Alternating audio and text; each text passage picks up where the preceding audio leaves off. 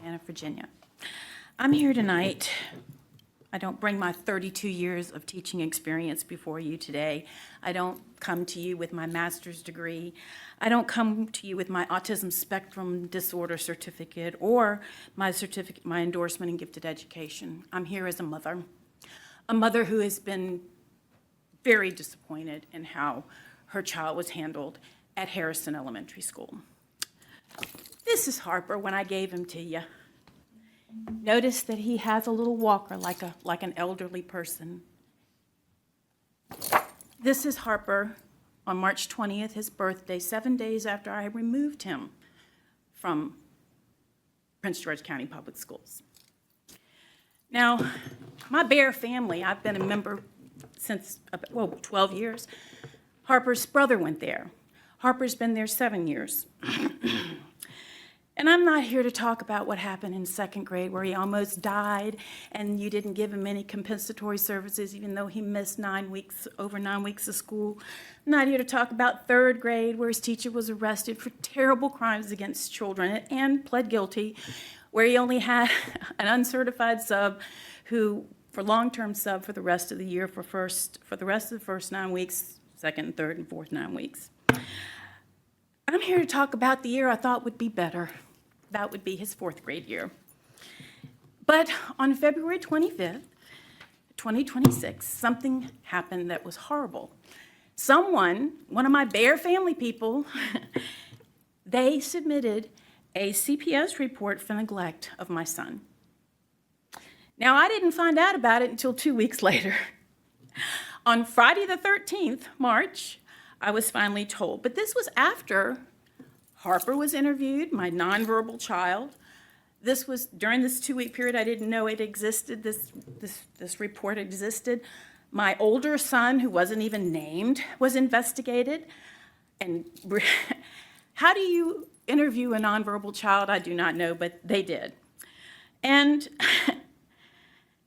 I want you to know that it was unfounded, that case was closed. But for 45 days, my family experienced this.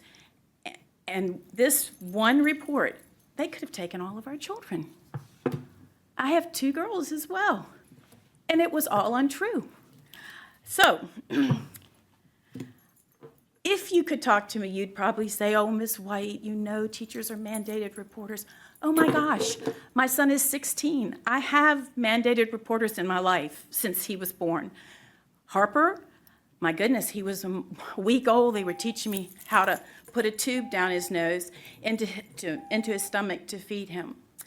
And I know that you guys only give 3 minutes, so I will definitely be back to finish if my 3 minutes is all that I'm going to get. I know you have given other people more time, but if you're only going to give me 3 minutes, I'll mark where I am. It's just like an IEP meeting. You have such little time and you don't get everything done. So unless you're going to give me more time, I will be back next month. Board?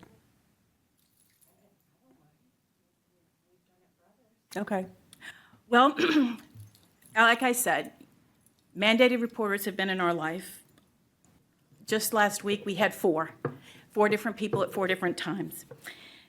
And if we were doing something wrong, don't you think one of these people would have said something before February 25th? Well, during those 12 years at Harrison Elementary School, no one in the Bear family ever mentioned neglect, hygiene, how their hair was, their clothing. Nobody said a word. And I gave you a 6-page report of the timeline where just this year somebody could have said something. So I don't know why this person did this. I really don't, because it was anonymous. And people had a chance to talk to me. October 2025, I asked for a full evaluation. Jaleesa Claiborne did a sociocultural evaluation. I came to the school board for an hour and a half to answer questions. Morgan Beal, school psychologist. Elizabeth Johnson did an educational. She did his educational in kindergarten. Don't you think one of these people might have said something? Nora Viscaro, the speech language. Caitlin Bartlin, the OT, Margaret Colahan and Paige Johnson, PT Gross Motor, Carrie Newbold, Hearing and Vision. Gigi Moore was his case manager. Tiffany Philpott was also a case manager. Eva Woodridge was his teacher. I sat next to her in tons of meetings. Nobody said a word. I was even a chaperone for the Jamestown trip. Why would you give me 3 kids to watch if you thought that I was negligent? Lawana Samuel, who just got promoted, she was our student service person. No one said a word. And these findings were presented on February 16th at an IEP meeting. 9 days later, somebody filed a report. That does not make sense. That is red flags. I mean, I don't have an answer. I'm just flabbergasted. I do believe I know who did it based on the questions that I asked CPS and my husband asked CPS. However, I don't have a piece of paper that has their name on it, but just because of the information that they had, that this person would be the only one privy to that, I have a very good idea. Now, I hope you're thinking that at this point that this is very 1984, very Orwellian, that somebody could make a report that's not true and put us through this. I hope that you would think that, and I hope you would think that all of these things I'm telling you are red flags. There are only 3 things that I think could have been going through their minds. Embarrassment of our family, but I'm not embarrassed, I didn't do anything wrong. Retaliation for advocacy, I've been advocating for quite some time at higher levels. Or this is a tool that people do use, school systems do use to get rid of problem parents. And boy, I think they thought I was a problem parent, and it sure did work. Because we removed him from Harrison Elementary School. Now, you guys knew, though, that there was problems. Because remember that 3rd grade year? I was emailing and sharing things with you, and you guys put me on a communication plan. 3 of you were on the board at that point. 1 of you was also the chairperson, and you thanked Dr. Law for taking care of the white problem. So you knew I had been telling you that there were problems with Harper, and nobody helped us. No one. Now, Dr. Lyle suggested that his hands were tied and that maybe I should go higher. So in October 2025, Carrie Coyner was then the delegate. I went and talked to her for 45 minutes, and her response to looking at Harper's information was, "It seems that if something could go wrong for your son, it did." What an understatement. I went to the governor's office, I went to VDOE, I went to state delegates, I went to Senator Aird, I went to the community meeting with all of these people. I went with one of you to the Advocacy Day at the state legislature. You know,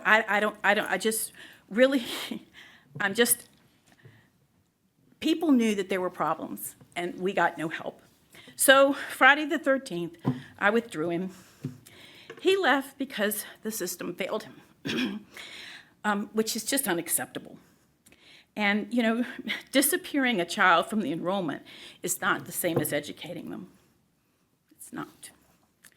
So I know recently Dr. Lyle suggested that I file a 504 grievance, and I don't have any trust. My trust is not there. Asking the school system to investigate itself is like asking the fox to investigate why the hens are missing in the hen house. I don't have any trust, and unless you were to give every single person you talk to a lie detector test, I would not be interested in any grievances. Trust cannot be simply requested. It has to be earned through transparency, independence, accountability, and truthfulness. And we have not had truthfulness, not at all. So basically this boils down to a matter of faith and conscience. And I can no longer send Harper into a building every morning and place him in the care of people I no longer trust. As a family of faith, we could not, in good conscience, keep him at that school. I don't know who made the report, so in my mind, everyone has guilty. There is no Bear family without trust. There's only a slogan. And Harper may have disappeared from your site, but he didn't disappear from the public record. I'm making that statement now. And I am going to end with a quote from a very famous young lady. "In spite of everything, I still believe that people are really good at heart," said Anne Frank. I'm glad that she thought so, because I've lost that. And it didn't turn out very well for her, and it didn't turn out well for Harper White. Thank you very much. Thank you. Do you have anyone else? No, ma'am. Is there anyone else that would like to speak in public comment? If so, please come up and state your name and your address. Okay. Seeing none, I will close public comment. And we will have